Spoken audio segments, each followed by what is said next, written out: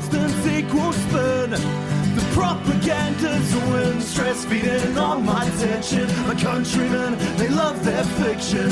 Words upon now, it's made with good intentions. Kia ora and welcome to the special episode of One of 200. Today we have an interview with an activist from Liberation Aotearoa who are at the front line of the struggle against this new government's bills, such as the fast track bill and reversing the ban on oil drilling and so forth. They are threatening, for example, our treaty rights, the protections of our environment with these actions of the government. And so we thought that we'll have someone who is part of the struggle to talk about what are the current actions of Climate Liberation Aotearoa and how, the listeners of One of 200 could be part of it. How can we contribute to the struggle? Because the struggle is not just about, the whenua in Aotearoa, our ecosystem here, but, as we all know, this is connected to the global climate systems and global ecosystems, but also, the very companies that are profiting from the destruction of our environment are also connected with the global imperial system, which profits, for example, from war, from destruction, from displacement of people, from their land and the extraction of the resources there. So these are connected struggles, right? So today we have Rosemary Penwarden from Climate Liberation Aotearoa, but Rosemary has a long history of being part of the struggle on the front lines of the climate struggle in Aotearoa. 10 years ago, more than 10 years ago, she was part of the action to stop oil drilling off the coast of Otipoti, Dunedin, which was a successful struggle into 2018 with Ardern government banning oil exploration off the coast of Aotearoa. But now we have a government that is reversing the efforts of activists and the people of Aotearoa who want to preserve our land and our ecosystems. So, Rosemary, thank you so much for taking the time to speak with us. Can you please introduce yourself to our listeners? Thank you, Josephine, and kia ora, everybody. Ko Rosemary Penwarden, tōku ingoa. So I'm so pleased to be here. I'm so pleased to hear that introduction that talks about the connections between our struggle here in Aotearoa and the struggles globally, and the connection between imperialism and the connection between this extractive industry that we're fighting right now. My friend Rach, who is also a grandmother, we're both grandmothers, she's in a coal bucket right this minute, 80 meters above the beautiful forest up on the Denniston Plateau. So she's there stopping our biggest coal miner in the country from sending coal. Yeah. So this is on the West Coast. And what is the name of this coal mine that they're currently, putting their bodies on the line to stop? Yeah, it's currently the Stockton Mine. It's the biggest coal mine in the country. The company's Bathurst Resources. They're an Australian stock exchange listed company. They never made it on the New Zealand Stock Exchange. They spent a small time there, but did not last. So they're a company. I think their major shareholders are in Singapore. I know that all of their coal that they pull off the Stockton Mine and their planned mine on the Denniston Plateau will go for export. It is high value coking coal going for export. None of it will be used here. Wow. And yeah, so this has been a fight for a long time for me. And yeah, I mean, it's just, I can't believe that here I am in 2025 still trying to stop coal mining in Aotearoa, New Zealand. We should have stopped by now. Yeah. So it seems like we're going backwards as a country in terms of environmental protection. Would you agree with that statement, Rosemary? I know it looks that way, Josephine, and it can be very depressing listening to this coalition government. I heard some incredible arrogant comments this morning from Shane Jones about, as far as the iwi connection, I consulted with myself. I mean, wow, it's unbelievable. But I tell you what, the reactions to the activist work that we do show us that actually this is a long game and we're winning. I They love that optimism. Yeah. I honestly believe this, that we are a thorn in their side and we're not going to go anywhere. We're not, because we are fighting for the future of our children, our grandchildren, and all of the living creatures here on this beautiful earth. What more could you do? Where else could you feel that you're putting your time and energy? I that's me. That's my life. Yeah. So at the moment, even some of my friends who are involved in, the Palestine solidarity actions here in Aotearoa, they're also working with, a Climate Liberation Aotearoa. They went out to the Denniston Plateau and camped out there. I think it was a couple of months back, and so I am aware of the struggle going on there. So what's going on in the Denniston Plateau? Where is it? Why is it important to preserve it? Okay, so it's above Westport and it's right beside, very close to the Stockton Mine. So that's right up on a ridge. It's very high, it's very high rainfall, and it is so unique because the flora and fauna of the Denniston Plateau you won't find anywhere else. It's been studied a lot now. It's Forest and Bird have done a lot of work on finding what creatures actually live there. They have pine trees, just pygmy pine trees. They have pine trees that don't grow because it's very harsh. But the whole place, it's so magical. You honestly, you should go there and see for yourself how beautiful it is. And it must not be mined. It is a unique thing that we have to keep for our children. We have to save it. That we've been trying to save it for more than a decade.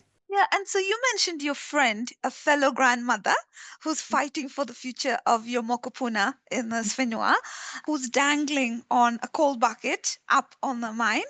I think there's another member of Climate Liberation Aotearoa also involved in this direct action. What are their names? How are they doing? Are they okay? Yes, Tamati is with Rach. So they are two. Tamati's a really expert climber, environmentalist. He's been environmentalist all his life, as has Rach. And so they are very secure and very safe up there in the bucket. They've got a rain cover. They've just gone through a very big day of very heavy rain. But that's coming over now, and I think they're going to see some sunshine in the next couple of days. Yeah, that sounds good. So what's the mining company doing? Like, are they trying to stop these direct action by our comrades at Climate Liberation Aotearoa? Are they bringing the police? What's going on? Are they threatened by the company at the moment? At the moment, where they are sitting is, as I said, about 80 meters off the ground and is about 120 meters away from the nearest pylon. So it's over a big bush-clad valley. So it's quite a difficult spot for the police to get to. And it's where they every day bring coal out and down to the train, where it then goes across to Littleton and gets exported to countries like Japan and not sure where else it goes, but I can find out. Sorry. Yeah. So basically, this is a foreign-owned company extracting resources from our whenua here in Aotearoa, and they're exporting this to other countries. Effectively, they are contributing to, the climate catastrophe that we're currently, going through as as a global population is going through. But really, there's not really any benefit for Aotearoa. The profits are going to this corporation. I think they might be, employing some people here on very low wages in these difficult conditions in the mine. So effectively, they are polluting our land, they're destroying our ecosystem, and they're taking the profits elsewhere. Would that be a fair characterization according to you, Rosemary? That's right. So this is high quality coking coal, and it goes to steel making in Japan, India, and China. It's Mm, yeah, so none of it is used here in Aotearoa, New Zealand. mm. Less than 10% of the revenue from this company goes to New Zealanders in taxes and royalties or in any fees. Less than 1% stays in the community over on the West Coast. So, it's not a great deal. The thing is, steel making is changing. It is changing. 30% of steel making now in the world is not using coal. So even though it's still 70%, the amount that we send across to these countries is minuscule compared to other people, other countries. We don't have to dig up the Denniston Plateau for steel making somewhere else Yeah. for that small amount of profit. So this particular localized struggle in Denniston to protect that particular part of Aotearoa, did it happen? Was the new government did they play a role in this? Was this part of the fast track bill to start mining, or does it have a history before the current government? Yes, well, Bathurst Resources have been trying to mine the Denniston Plateau for more than actually a decade now, but the price of coal has not been worth it for them. And there's a little bit more to it. They're in dispute with some other companies they owe money to. And yeah, it's a very long story, and I won't even go there. But Yeah, let's just say that the fast track bill has given all these extractive industries a new opportunity to not have to go through the usual democratic process. So, yeah. yes, this is a fast track project, and this is the first one that we, as Climate Liberation Aotearoa, are intending to stop. But there will be more.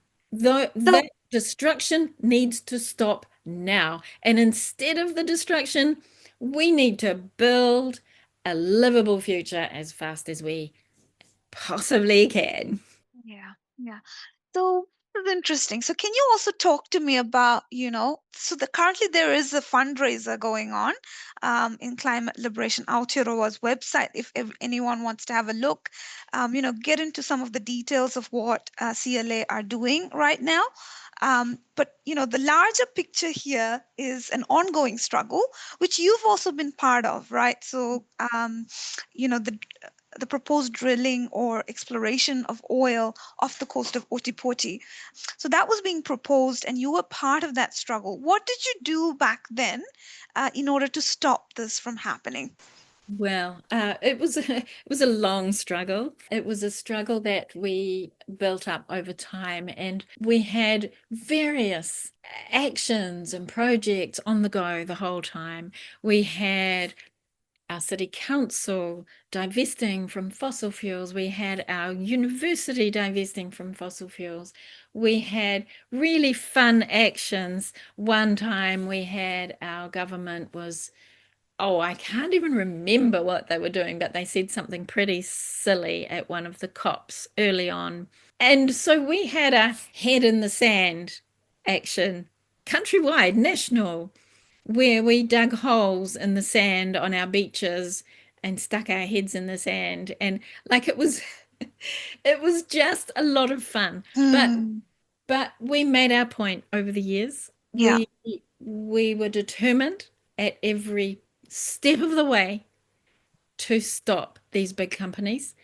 And even though it looked impossible, and these were some of the largest corporations in the entire world, we had a boat, for example, and we were at the drill site before the drill ship arrived. We were there to tell them to go away. And it was, yeah, it was a little bit performative, but it made a difference. I think yeah. it made a difference. We wrote to the companies, we wrote to the shareholders. We just didn't give up. I mean, honestly, campaigning is as varied as your imagination. Thank you for, that. At the moment, globally, we're seeing certain efforts to criminalize direct action. Obviously, direct action is a thorn on the side of these extractive industries who want to profit from the desecration of our land and our ecosystems. So, right now, just last couple of weeks, we saw that in the United Kingdom, they have proscribed Palestine action as a terrorist entity. And, I'm seeing that a lot of the activists, for example, in direct action in relation to Palestine, are also participating in direct action for to stop the climate crisis. So is this a threat in your view? And if they do, make it illegal or ban organizations such as Climate Liberation Aotearoa, what should our strategy be to address that? I think the biggest thing is we just never give up. We just will not give up. And I support Palestine action. I'm just saying that now because that is not illegal in this country to say. Yeah. It's all connected, of course. We've already mentioned that. And I think what we're seeing is the powerful rulers of the Western world, at least, they're running out of options. Mm. They are feeling threatened. The people of the world are starting to understand, actually, this struggle is all of our struggle. And we cannot sit by. We just cannot sit by any longer. And to me, oh no, you know that saying, don't you? And I think it was Gandhi who said it first. They ignore you, then they laugh at you, then they threaten you, and then you win. Yeah. Yeah.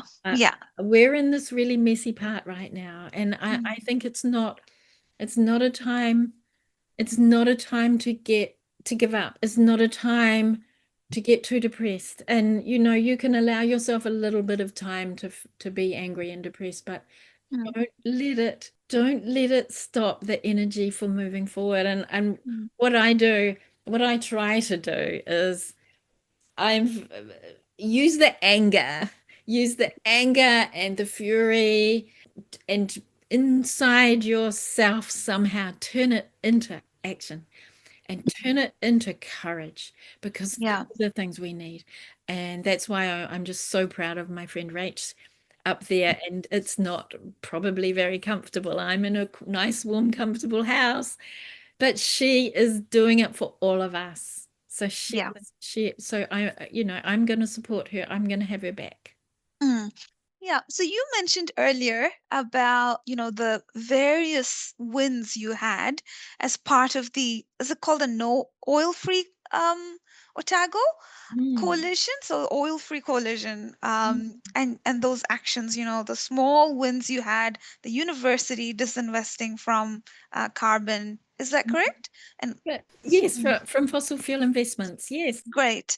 But when you look at the environmental movement, global environmental movement as a whole, I've seen people who analyze it and they say, actually, we can see that, if you go back to the early starts of the climate conferences, whether it's COP or even before that, when scholars were sitting and saying, actually, we can't have unlimited capitalist growth. This idea that we can keep growing doesn't work. And they talked about limits to work that was back to growth that was back in the 70s. And since the 70s, and, indigenous movements were there way before that, right? Way before. They were the pioneers, indigenous people and colonized people across the world in protecting the environment. But as a global, in that post-colonial imperialist dominated world, we see that the climate movement becomes quite prominent late 70s, 80s, and thereafter.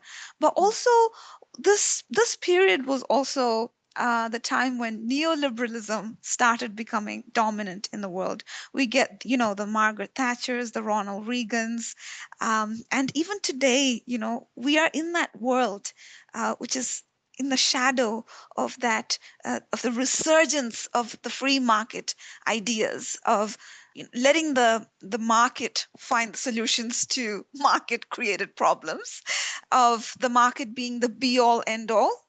to remove the regulations, the idea that when the rich become richer, it will trickle down to the rest of the society. None of this has actually, happened.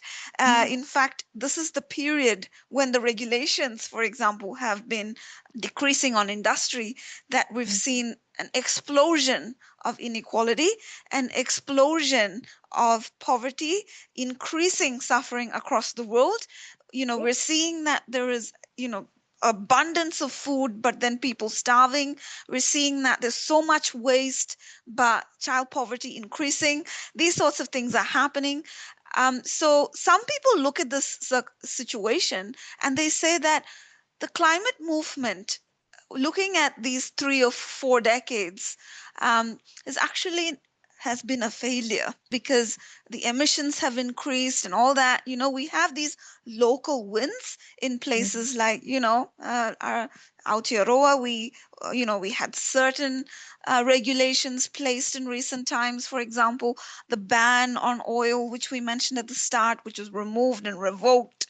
But overall, when you see the picture, it seems as though the climate movement, the environmental movement globally has been a failure.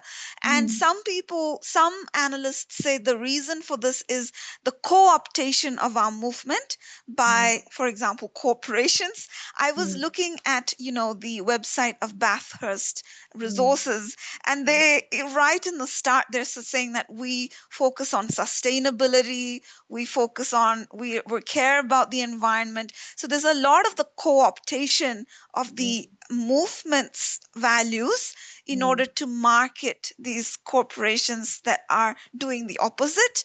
And we also see how a lot of our grassroots movements are being kind of dominated or overpowered or hijacked by more visible, more well-resourced, kind of hollow campaigns, which are funded by the same corporations.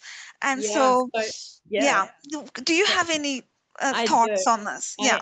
I could talk for a long time on this.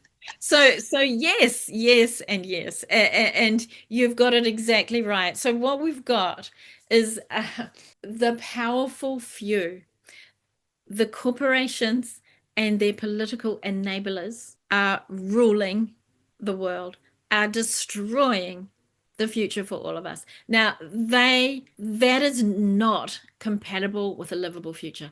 They must be stopped. And you're right. I think COVID had a big part to play in this. A lot of the movements were really growing and they looked to fizzle out. But do you know what? I think, and I was caught up in part of that, I was targeted by the oil industry here and arrested. That's a long story. That's another story. But in an effort to silence noisy grandmothers, it was ridiculous. But what I think has happened is the climate movement has started to look wider. And I know that the people I work with, we're looking far wider. We know, and we've been saying for a long time, it is system change we need, not climate change. But what does system change mean? So we've been saying for a long time that it's not climate change we need, it is system change. But how do we do that system change? And I think that period over COVID, I know for the people I work with, it gave us a lot of time to go back to the very building blocks and to rebuild what we know we need for a better world. And it is no more of this capitalist imperialist system. We have to stop that. Yeah. And so that's another thing that we're doing right now is we're training ourselves to learn, for example, people's assemblies, for example, a new way of making the decisions in our communities that everybody sees as fair, that everybody gets a part in. And that's it's amazing how it's happening all over the world. So you're saying, you're saying that although when we look at an overall picture, it seems as though we've the movement is a failure, some people would say that's probably because of the system not changing. But we, through the activism, we are making the connections and the infrastructure, people to people connections and infrastructure that will eventually help us succeed. Would that be correct? Yeah, I think what we're doing is we're connecting with each other a lot more. We're connecting with the indigenous people of our countries a lot more. We're looking at the community needs, and I think that we're seeing the big picture. I think that we're seeing the big picture far more than just a march down the street saying, climate action, climate action. And the other big change, Josephine, which we're in the middle of, and we're only at the beginning of, and I can't say we've made really any progress, but we are not going to ask those in charge to make the right decisions anymore. They have lost their legitimacy. To me, the whole Gaza disaster, catastrophe, Western leaders have lost their legitimacy. I will not be ruled by people who are sending weapons to destroy children. No. So we have got to build a new way of living, and it's all about limits to growth, which happened in the 70s, which we knew about. But this idea of endless growth, it is ridiculous, and it's not a time to sit back and let idiots like Shane Jones and David Seymour tell us where we're going next. They are taking us in the wrong direction. We all know that. Yeah. So this is interesting. So we do need system change, and there are debates about what this change is going to be, right? Um, on the one hand, a lot of the critique of the climate movement or the environmental movement from the left has been how we mentioned the co-optation of the language and the values by the very powers that are causing this trouble, and also the focus away from the system to the individual, which was one of the main kind of themes, which they hijack our voices and they kind of through their influence, because they're so powerful from all the money they've got through profiting from the extraction of our land, desecration of our land. So they dominate our channels of information, and they give us the wrong messages that we just need to change our individual behaviors. Everything else behind the scenes is fine. There's nothing wrong with our political system. There's nothing wrong with the way that we run our economy. Obviously, you're saying, as an experienced activist, that's not it. We need to change the systems. So, there's people who think that we need a revolution. For example, we shouldn't be basing our economy on profits. We should be basing our economy on the well-being of our communities, for example. Some people would call this socialism. Some people might call it with some other word. How do you envision the system change that you mentioned? Yeah, definitely the well-being of people is what we have to base our future on. It has to be, and also on equality, on equity, on yes, socialism, yes. And instead of totally what you said, instead of relying on individuals, we start looking at each other as part of a whole and working together. And for me, it's easy for me because I'm at this end of my life. I'm in service now. I'm in service because I want the creatures of the world to survive, and I want my grandchildren to survive. And so that's easy. And I've got a home. I've got a warm house. I don't need any more. I don't need anything else. So, that's the way I see the world now. And we're working on people's assemblies. We're listening to our friends overseas to see how they're doing it, to see what works, see what doesn't work. There is no blueprint for the future. We have, as humans, never been here before. We have never been here. We don't know if we're going to make it. We don't know. Is that a reason to stop fighting? No. No, Oh, absolutely not. We no, have no other choice, isn't it? Like, no other choice. we have to find ways to survive and create something different. Yeah. And so, from my perspective, I'm looking at, for example, the ownership of our resources, right? Yeah. And we can see that in New Zealand, the top 10% of New Zealand's, the richest 10%, they own 70% of the wealth in this country. And the bottom 50% of New Zealand, which most of, us are part of, Mm, or a lot of the listeners are also part of, own mm, only 2% of the wealth in this country. yeah. So, that ownership structure needs to change, Yeah. obviously. And also, if you look at it at a global level, you mentioned how this company that's extra is wanting to desecrate Denniston Plateau Mm, is not even a New Zealand company. Its owners sitting somewhere else. mm, We see that there is a global, the top 1%, um, who wealthiest in the world, they actually own 43% of the wealth, nearly half of the planet's wealth and resources sitting in the hands of these top 1%. yeah.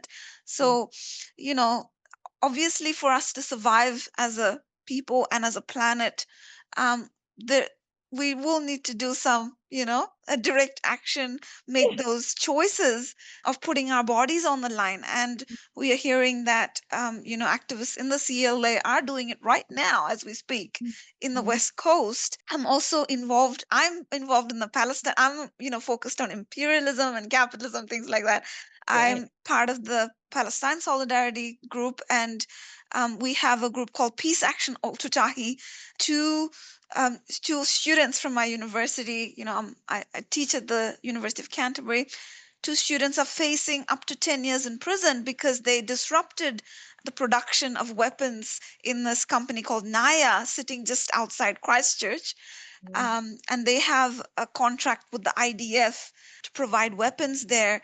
And, these are the people putting their bodies on the line to stop this, genocide, to stop the ecocide. And ultimately, the genocide in Palestine, it's affecting all of us. Just imagine the emissions coming out of that, the Mm, destruction of human life, the suffering of children, and all that. It's not mm, sitting there, it's affecting the entire planet. yeah. And like we said, in order for us to protect our environment, it's not enough for individuals to sit isolated in their lives and think that their consumption habits can change it. We actually do need an overthrow of the system, isn't it? Yeah, it's Mm. so true. It's so true. And also, it can be so depressing and awful if you sit there alone thinking this is too hard, this is too big, this company is a million times bigger than me. So I tell you what happened to me when I was a lot younger. I had a career as a medical laboratory scientist, and we were being privatized by a multinational company, believe it or not. And so we were being sold off as a laboratory system to these people. And we were being told to give up our terms and conditions, to give up. They needed more flexibility. They needed us to work different hours and blah, blah, blah. But we were all 99% union members, and we stuck together. And we won our terms and conditions. We couldn't stop them from selling it off. But I watched young women, I'm thinking in particular a young Filipino woman who had never lifted her head up high in her life, become strong because she was part of the union. Mm. She became like a leader because we were together strong. And that experience of going through that taught me that each of us has in us that strength. And oh my gosh, if we're together and if we choose as one to do something, we can do it. We've got it in us to do it. Yeah. And so we're big, there's more of us. There's more of us. And so I just cannot give up this ridiculous Mm. optimism that I have. So unionizing is one of the things that we can do as a practical thing. Absolutely. And also looking at the groups in the community that are doing these actions, for example, Yeah. Climate Liberation Aotearoa, seeing how we can contribute to it. At the moment, also in Christchurch, there is a push to privatize the Littleton port.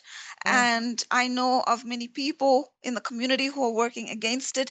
The union is a big part of it as well. Good. And just thinking about that, right? So as long as the port is in the hands of the public, we can put public interest first. Yes. But if it's sold off, then the profits become the bigger factor rather Yeah. than public good. So would you, Rosemary, agree that collective ownership is one of the ways in which we can uh, resist the climate catastrophe? Yes, collective ownership, unions. The nurses are on strike. I hope everybody is out there today supporting our nurses. The collective ownership, worker-owned cooperative businesses, we've got to go that way. We've got to renationalize our services like electricity. It's people think this is impossible now because so many people are making huge profits off the backs of the 90% of us who are paying ridiculous prices for our electricity. We need to take back our electricity system. It was our grandparents and parents who built that system. It should be ours. So we need to go back to that. And I don't care whatever name you want to give it, socialism or whatever, but I'm talking about fairness. And equality and equity that And sensible policies, right? Like the fact that we're living on this planet with limited resources. If we had a scientific approach to using them for the current and future generations, then what policies would we take? All of those sensible thinking, research, all of that is just being bulldozed by the profit motive, isn't it? So true. And actually, when you share and when you join together and fight together, it's an incredible feeling. There's nothing like it. There's nothing like it. That solidarity is a really big thing. It's a really important thing. And I think it's the antidote to despair. It is the antidote, and it is the antidote for young people too, because it's very scary being a young person thinking what's ahead of them. My grandson is 14 years old, just turned 14. Oh my gosh, and his sister is 8. So she will be my age in the 2070s or 90s or something. Will she reach my age? This is very uncertain. And I see that a lot from my students as well. They don't even know what awaits them. The economy is being disrupted. We're seeing increasing polarization in terms of wealth disparity, right? And so these are questions that are confronting us. And as long as we don't have a democratic, I wanna put a name to it. We must work towards a democratic economy, because if we don't have a democratic economy, when we have 70% of our economy controlled by the 10%, then the political system is not going to be democratic, because that top 10% is going to dominate every channel of influence that we have, every democratic process, through lobbying, through political donations, through influencing media and all that. So striving towards a democratic economy. Yeah, exactly. A deliberative democracy. You could call it a revolution if you like. We've got a small group here in Ōtepoti that we've joined together with Palestine Action, with International Socialists, with Climate Liberation, and Toi Te Tiriti, and we're calling it Collective Rebellion. It's a collective rebellion, and so it's just getting back out there on the streets, being visible again, and building that future we need. And there was something else that I thought of and I can't think of it now. I get excited, but it's not easy. We don't know if what we do is going to work. We've got to be nimble, courageous. We've got to look for the truth and don't be carried away by the falsity that we're being fed constantly, and we've got to have our wits about us, and we can train ourselves to do that, and always work with others, find others around you who think the same, and work together. Yeah, so Rosemary, talk about the role of the media in this, or the lack of, yeah, media attention. Yeah, and I just want to, conclude by just thinking about the role of the media here. Like, we've got these brave activists dangling from, coal buckets. Has there been any media attention? We can't really hope for the media to support us, is it? And that's why we have this kind of like independent media at the moment. That's why we started, one of 200. And, hopefully the listeners are, can also kind of take note of this action, which the media is ignoring. Yeah, I mean, the media, the media, a big part of the problem. And we started a group back in 2023 called Restore Passenger Rail. And one of the big objectives was to get the attention of the people of this country. Yeah. And we chose something incredibly different that had never been done before. It was being tried in Europe, and we were learning from our European colleagues. So we sat peacefully on the roads of Wellington over and over again, and our demand was to restore a nationwide passenger rail throughout this country, affordable transport for the people of New Zealand. We were arrested. I think there were probably over 40 of us were arrested. A lot of us broke our bail. We did it again. We did it again. Which year was this? 2023, 2022, 2023. Wow. Mm. Yeah. So we instantly got media attention because we were disrupting ordinary people. And a lot of the activists in other groups were saying, no, that's not the way to do it. Don't do that. That's you're not supposed to interrupt ordinary people. You're supposed to interrupt the corporations or the baddies. But I think what we did was an important experiment. We did get the attention of the government, of the police, of the everyday people, and we brought the climate crisis right up to the top of the media. Yeah, so you're saying that the disruptive strike actions, which have been a part of people's struggles for, over a century now, in fact, do get the attention of the They do. media.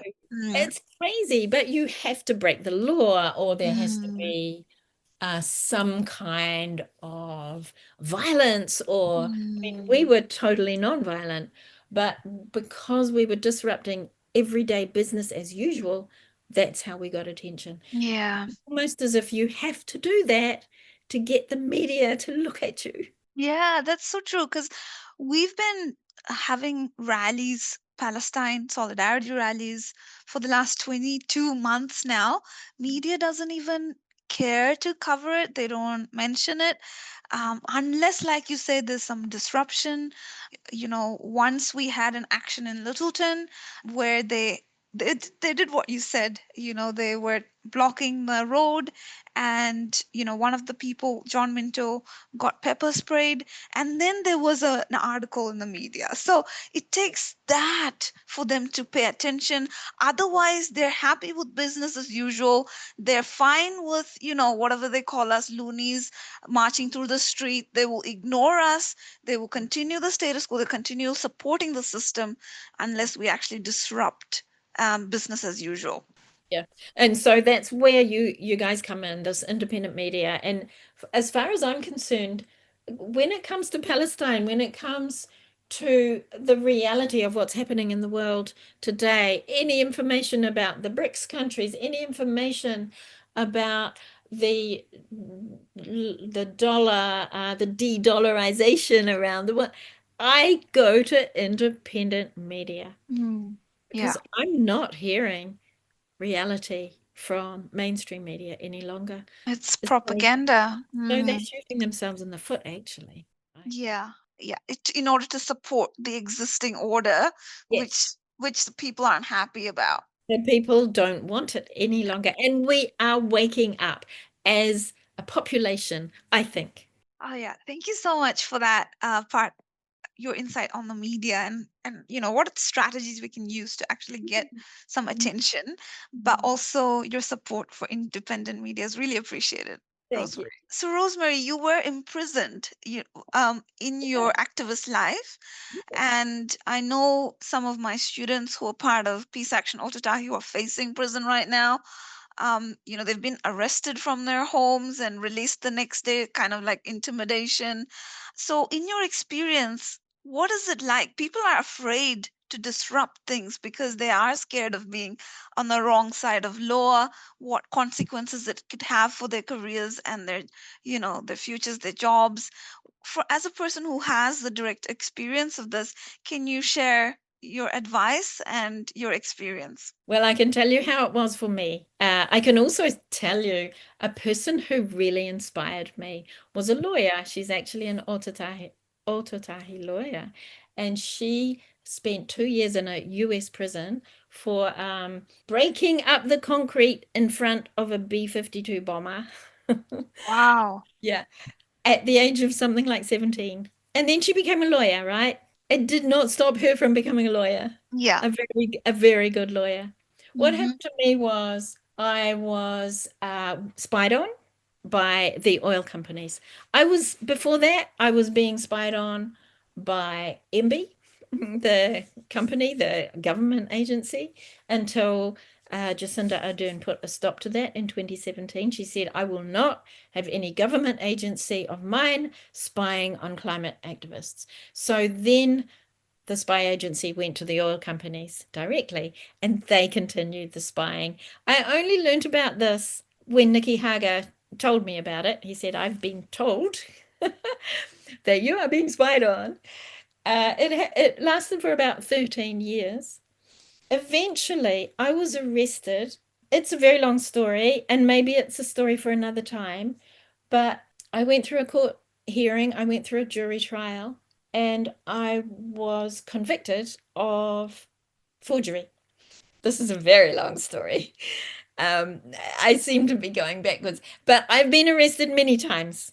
When I was in Wellington one time, stopping traffic with my hand cemented to State Highway 1, I was put into Arahata Women's Prison for 2 weeks. Then I came out with a ankle bracelet, a monitoring bracelet on my ankle for another 9 months. Oh. So I'm used to being watched. I'm used to being monitored.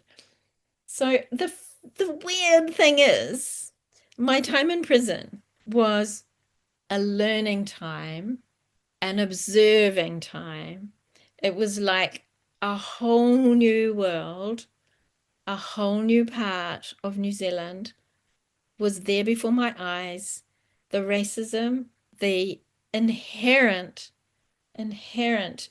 sort of racism and the dehumanization, it was all there. And I was there as an observer. You cannot feel punished if you did nothing wrong. And Yeah. I came out of there feeling stronger than ever. I came out of there thinking, right, as soon as we've fixed this world, we are going to fix the prison system. It is so wrong. Most of the people in there were not even criminals. They were only just on remand. There's so much wrong. I won't even start. But Oh yeah. it was amazing experience for me. Amazing. Yeah. Yeah. I feel like, the listeners, like you said, there's a racist place.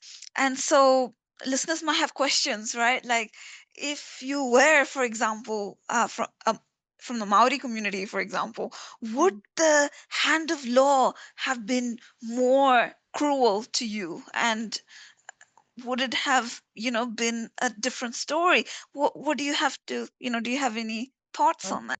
I think that's so true. And I think that breaking the law is not for everybody. And if you're a white privileged female like me and you're older and you already have a home to live in, and you don't have a job to lose because you're retired, there's nothing can touch you, right? We need radical pensioners in this country. All the others. We need radical grandmas. Hey? Yeah, to lead the revolution. Grandmas to lead the revolution. Yeah, I would love to be there. Oh, thank you so much, Rosemary, once again. And I think that we can have another, episode where we update on this action. And probably we can even have another person from CLA have a joint discussion about the actions and where it takes us. And I'm sure that we'll be in touch with you in the future to That would be great. I would love that. And I would love you to talk to a younger person from CLA, because a whole new perspective, would be great. Yeah. Sounds good. Wonderful. And with the ANZ action you mentioned, where can we get the details for that? I believe you'll find that on the website as well. Okay, so just Climate Liberation Aotearoa, and we can find all these details. Yes, you can. Wonderful. Thank you so much, Rosemary, for that. So you can be part of this fight to save the Denniston Plateau. Number 1, October 8th, ANZ Bank in your own city. Join up with Climate Liberation Aotearoa. ANZ, to stop ANZ Bank from being the banker of Bathurst Resources. And the other way you can be part of this fight is to donate to Rach and Tamati to help with the gear they're using, the food they're eating while they're in their buckets. And there's a link on the Climate Liberation Aotearoa website to donate. So please do if you can. That would be fantastic. But it's a wonderful note to end this this interview, finding the connection between the movements, because our struggles are connected, and learning from our mistakes, thinking about strategy and moving forward for a democratic future. Thank you so much, Rosemary, for joining us. It has been a pleasure. Thank you, Josephine. Ka kite to our listeners. Thank you. This was a special episode of 1 of 200. If artificers are denied, living a pointless life, but learning all your lessons. Fucking politics, there's no distinction. The road's upon now. It's paved with good intentions, and I'll admit that I'm at a loss for what to say when the criticism cost me ought to stay. 'Cause I live amongst the people every day. This vindictive, forgetful fucking rain. It feels like we're on the road to hell.